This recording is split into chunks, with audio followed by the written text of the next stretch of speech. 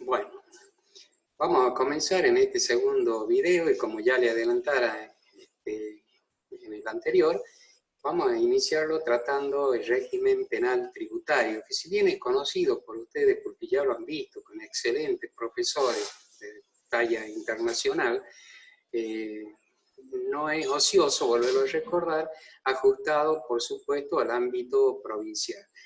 Un poco recordando este régimen penal tributario, ustedes saben que el primer antecedente vino dado por la ley 23.771 en el año 1990. Ese fue el primer régimen penal tributario, y luego un segundo régimen data del año 1997, sancionado a través de la ley 24.769.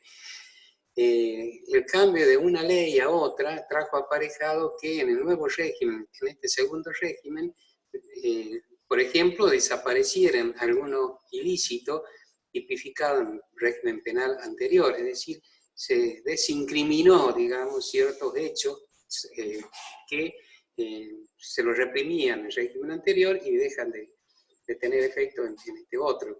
¿Esto a qué nos lleva? Evidentemente que había personas que si venían siendo procesadas por ese régimen por un ilícito contenido en la primera ley y que en la segunda desaparece por la aplicación del llamado principio de la ley penal más benigna, estas personas debieron ser desincriminadas. Bueno, o desprocesadas, como fuera. Este segundo régimen, reitero, es del año 1997, sancionado a través de la ley 24.769, tuvo una modificación trascendental. ¿Por qué digo esto? Porque desde su nacimiento y también en el primer régimen, únicamente tipificaban delitos de índole tributario, pero en el orden nacional, y también delitos en los recursos de la seguridad social. Es decir, que hasta acá la evasión tributaria en los ordenamientos provinciales, es decir, la evasión de tributos provinciales, no quedaban alcanzados como delitos por estas leyes.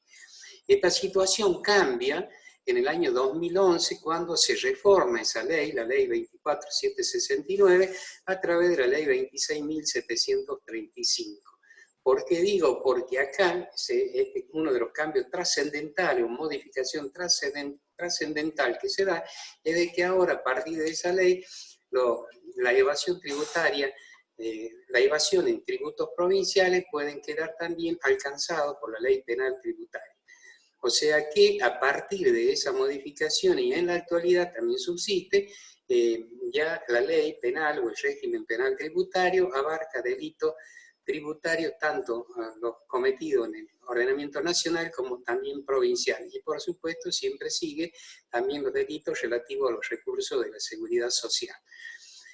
Bueno, esa fue la ley 26.735 que con la misma estructura, inclusive en la actualidad, tipificaba, por ejemplo, a través del artículo primero, la evasión simple, la evasión agravada a través del artículo 2, y en qué diferían en la condición objetiva de punibilidad o en el umbral mínimo de punibilidad. ¿Por qué? Porque en la evasión simple se tipificaban delitos cuando la evasión superase los 400.000 pesos y la evasión agravada cuando superase los 4 millones de pesos. Me estoy refiriendo como ustedes saben, esta cifra se debe aplicar por impuesto y por año y en forma anual.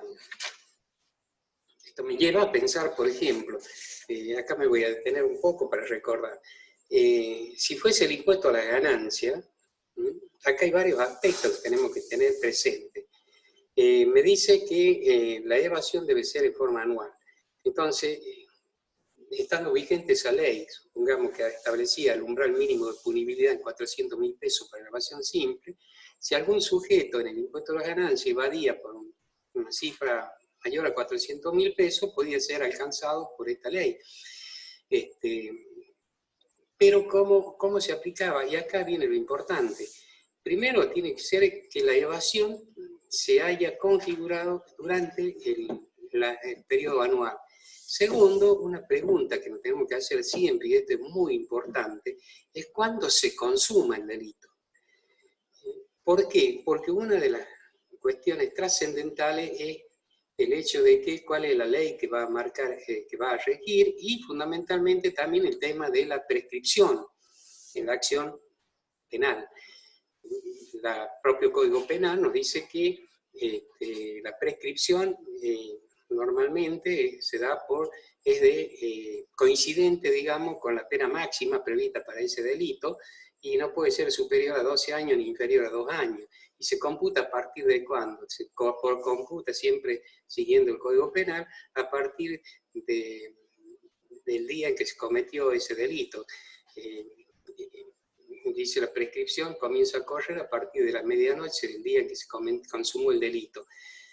Y viene la pregunta, ¿y cuándo se consumó el delito? Entonces, en este caso se considera que en el caso del impuesto a la ganancia, supongamos el caso de una persona física, cuyo vencimiento para presentar la declaración jurada y pagar el impuesto hubiera operado el 20 de abril de este año.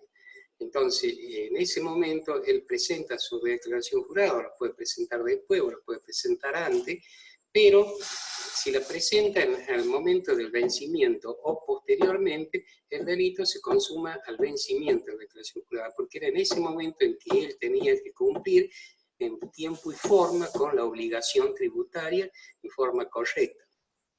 Entonces, ese día, el 20 de abril, comienza a correr, ahí se consume el delito y a partir de ahí comienza el término, a computarse el término para la prescripción. En cambio, por ejemplo, cuando hablamos del IVA, el IVA es un impuesto mensual, todos ustedes conocen que esto es así. Pero si tratamos, por ejemplo, de una empresa unipersonal y el periodo fiscal anual va de enero a diciembre, entonces debemos medir la evasión por todo el año, calendario en este caso. ¿Y cuándo se consuma? Bueno, se consuma el delito, ¿sí? Durante el año.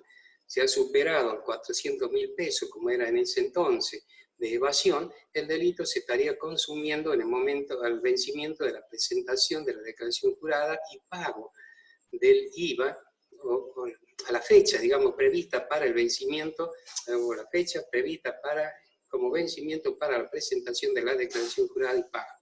Esto sería en el mes siguiente al cierre de ejercicio, es decir, el mes de febrero. Supongamos que el vencimiento fuese el 15 de enero, entonces ese día se habría consumado el delito y a partir de ahí que tenemos que computar el término de la prescripción. Esto es muy importante. Fíjense que también hablando, bueno, ¿y qué ocurrió después? Ocurre que yo decía que esta fue una modificación introducida a la ley 24769 allá por el año 2011. Y en el año 2017 se publica en el Boletín Oficial de la Nación, el día 29 de diciembre de 2017, la ley 27.430. ¿Qué hizo esta ley? Esta ley trajo una profunda reforma a todo el sistema tributario nacional, es decir, no hubo impuesto que no haya sido modificado por esta ley. Y por supuesto también acá se da que a través del artículo 279 de esa ley se introduce un nuevo régimen penal tributario y por el artículo 280 se deroga el régimen penal anterior que no venía dado, como les dije recién, por la ley 24.769, reformada a su vez por la ley 26.135. Es decir, que estamos a partir de entonces ante un nuevo régimen penal tributario. ¿Cuáles son los cambios más notables que se operaron? Bueno, primero que aumentó fundamentalmente la condición objetiva de punibilidad. En la evasión simple, antes era de 400.000, pasa ahora a 1.500.000 y en la evasión agravada pasa de 4 millones a 15 millones. Pero hay algo muy importante acá. Siempre se discutió la naturaleza jurídica de este umbral mínimo de punibilidad. Para muchos autores esto era un elemento más del tipo penal. En cambio, para otros era simplemente una condición objetiva de punibilidad. Con esta ley, con la ley 27.430, ya expresamente se dice que es una condición objetiva de punibilidad. Condición objetiva de punibilidad.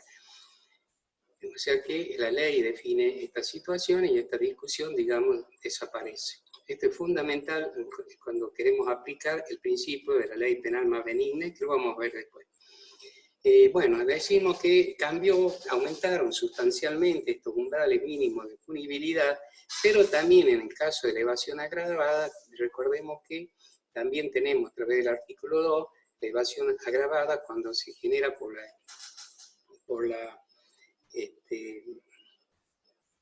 bueno, cuando hay un uso fraudulento de exenciones, desgravaciones, diferimientos, etc. Esto le llamamos uso fraudulento de beneficios fiscales indirectos. Y la otra situación se da también cuando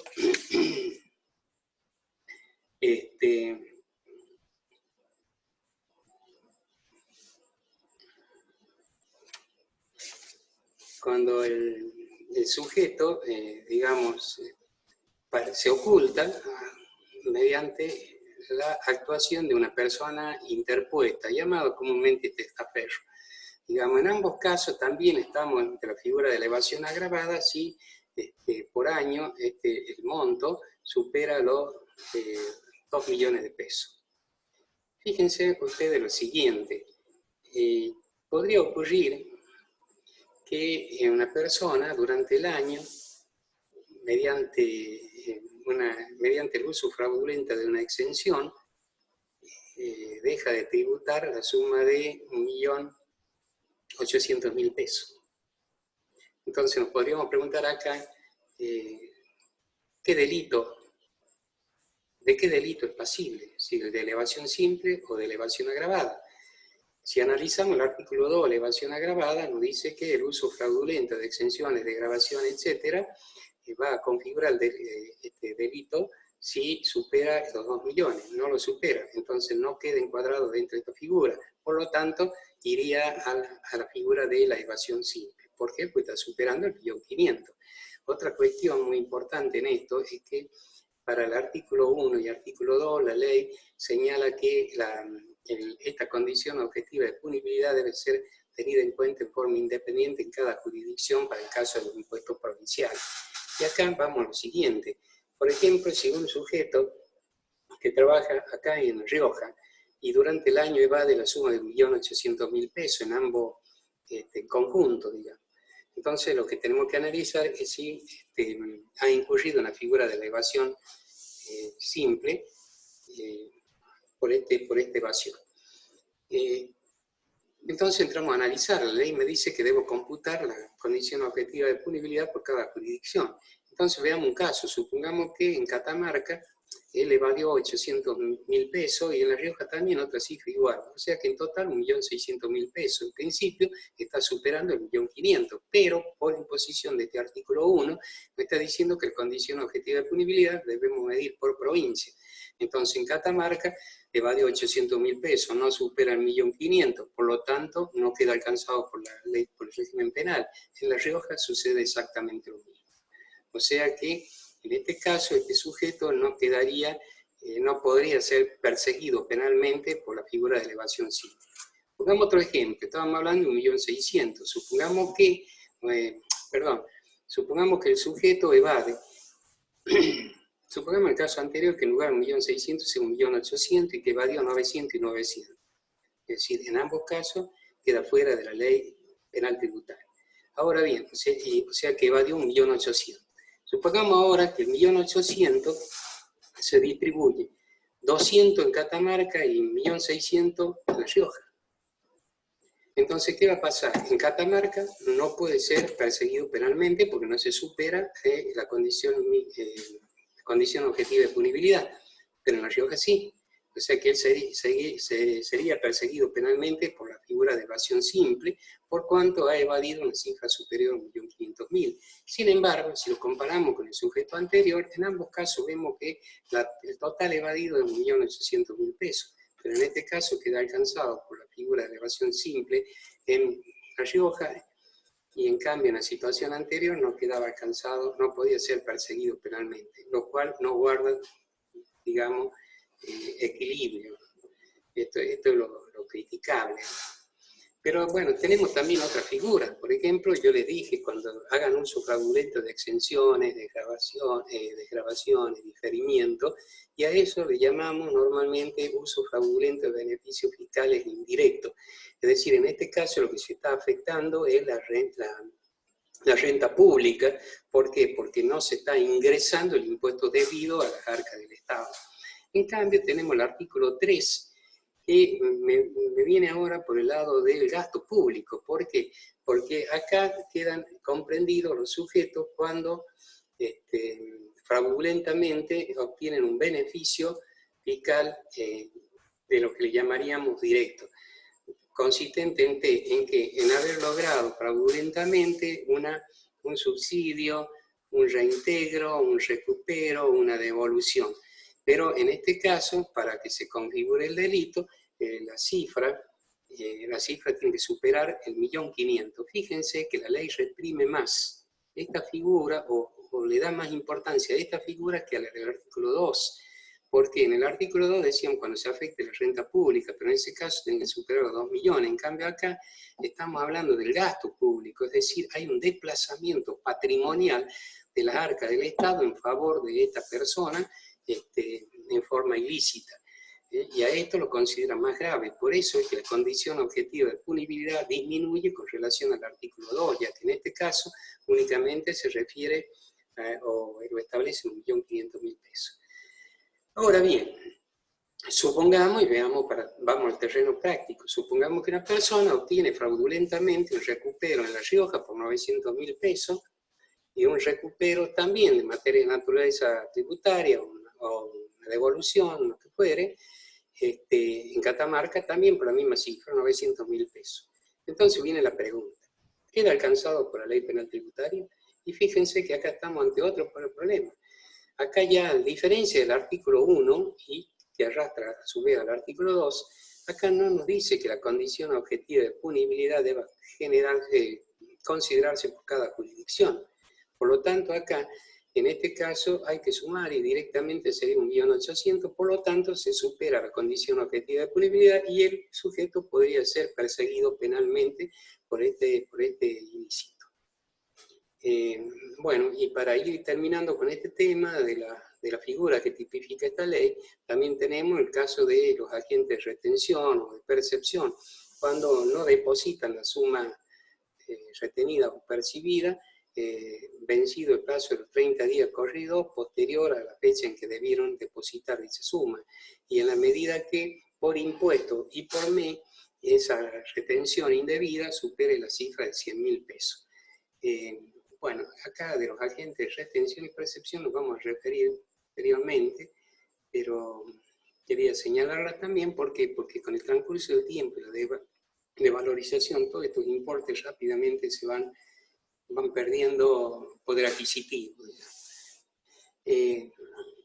Fíjense que todos estos impuestos, todas estas figuras delictivas que consagran hasta acá estos 4 artículos que se refieren al ámbito tributario, podrían ser perfectamente de aplicación en el ámbito provincial y más específicamente en el ámbito, por ejemplo, del impuesto sobre los ingresos brutos. Entonces, por eso la importancia de tenerlo presente a todo este tema. De todas maneras, le quiero advertir, yo le voy a pasar, tomándome un poco un atrevimiento, le voy a pasar un régimen de preguntas para que ustedes respondan. Son muchas preguntas para que la analicen, la consideren. Por ejemplo, ahí esto lo saben mejor los abogados, por supuesto, los contadores y que yo también soy contador. Por ejemplo, si se presenta la figura de un delito continuado, el concurso ideal, el concurso real, etc. Todo esto van a tener que analizarlo a la luz de las respuestas, de las preguntas que vamos a formular. Así que quiero que se tomen ese trabajo y también, como le adelantó el profesor Mura, también voy a hacerle después algunas preguntas en relación a todos los temas que venimos desarrollando.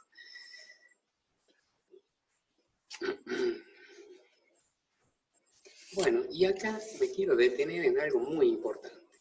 Esta ley, la actual ley, yo dije, introduce un nuevo régimen penal tributario a través del artículo 279 de la ley 27.430, y lo hace a través de 24 artículos, dividido en 5 títulos.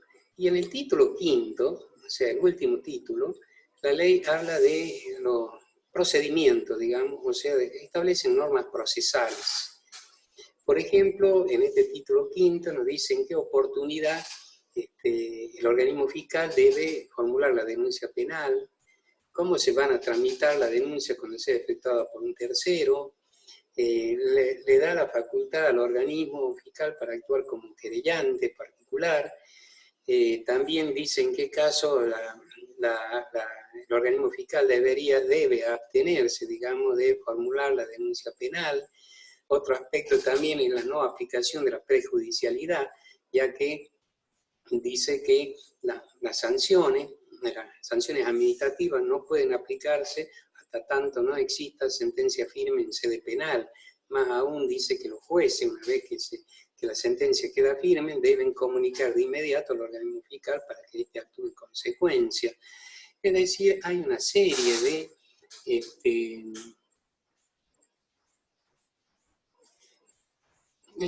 de normas de carácter procesal a la que se refiere este título.